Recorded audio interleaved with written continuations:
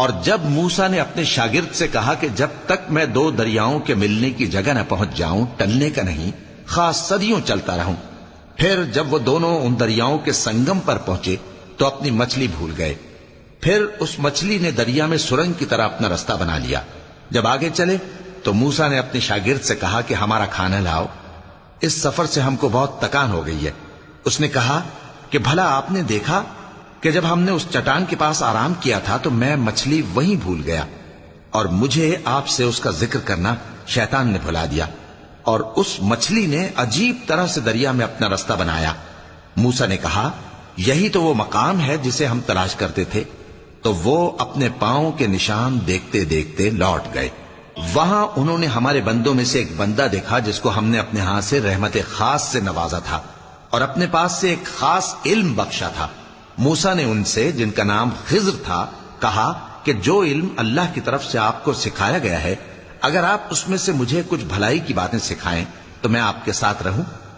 خضر نے کہا کہ تم میرے ساتھ رہ کر صبر نہیں کر سکو گے، اور جس بات کی تمہیں خبر ہی نہیں اس پر صبر کر بھی کیسے سکتے ہو؟ موسیٰ نے کہا اللہ نے چاہا تو آپ مجھے صابر پائیے گا، اور میں آپ کے ارشاد کے خلاف نہیں کروں گا۔ خضر نے کہا اگر تم میرے ساتھ رہنا چاہو تو شرط یہ ہے مجھ سے کوئی بات نہ پوچھنا جب تک میں خود اس کا ذکر تم سے نہ کروں۔ تو دونوں چل پڑے، یہاں تک کہ جب کشتی میں سوار ہوئے تو خضر نے کشتی کو پھاڑ ڈالا۔ موسیٰ نے کہا کیا آپ نے اس کو اس لیے پھاڑا ہے کہ سواروں کو غرق کر دیں؟ یہ تو آپ نے بڑی عجیب بات کی۔ خضر نے کہا کیا میں نے نہیں کہا تھا کہ تم میرے ساتھ صبر نہ کر سکو گے؟ موسیٰ نے کہا کہ جو بھول مجھ سے ہوئی اس پر مواخذہ نہ کیجیے اور میرے معاملے میں مجھ پر مشکل نہ ڈالیے۔ پھر دونوں چلے، یہاں تک کہ رستے میں ایک لڑکا ملا تو خضر نے اسے مار ڈالا۔ موسیٰ نے کہا کہ آپ نے ایک بے گناہ شخص کو ناحق بغیر قصاص کے مار ڈالا، یہ تو آپ نے بری بات کی۔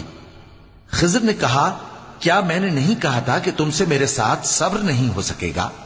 انہوں نے کہا کہ اگر میں اس کے بعد پھر کوئی بات پوچھوں یعنی اعتراض کروں تو مجھے اپنے ساتھ نہ رکھیے گا کہ آپ میری طرف سے عذر کے قبول کرنے میں حد کو پہنچ گئے ہیں۔ پھر دونوں چلے، یہاں تک کہ گاؤں والوں کے پاس پہنچے اور ان سے کھانا طلب کیا۔ انہوں نے ان کی ضیافت کرنے سے انکار کیا۔ پھر انہوں نے وہاں ایک دیوار دیکھی جو گرا چاہتی تھی تو خضر نے اس کو سیدھا کر دیا۔ موسیٰ نے کہا کہ اگر آپ چاہتے تو ان سے اس کا معاوضہ لے لیتے تاکہ کھانے کا کام چلتا۔ خضر نے کہا کہ اب مجھ میں اور تم میں علیحدگی، مگر جن باتوں پر تم صبر نہ کر سکے میں ان کا تمہیں بھید بتائے دیتا ہوں کہ وہ جو کشتی تھی غریب لوگوں کی تھی جو دریا میں محنت کر کے یعنی کشتیاں چلا کر گزارا کرتے تھے، اور ان کے سامنے کی طرف ایک بادشاہ تھا جو ہر اچھی کشتی کو زبردستی چھین لیتا تھا۔ تو میں نے چاہا کہ اسے عیبدار کر دوں تاکہ وہ اسے غصب نہ کر سکے، اور وہ جو لڑکا تھا اس کے ماں باپ دونوں مومن تھے۔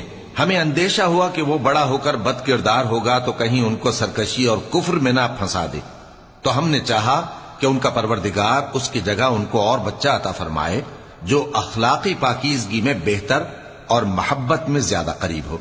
اور وہ جو دیوار تھی سو 2 یتیم لڑکوں کی تھی جو شہر میں رہتے تھے، اور اس کے نیچے ان کا خزانہ دفن تھا، اور ان کا باپ ایک نیک آدمی تھا۔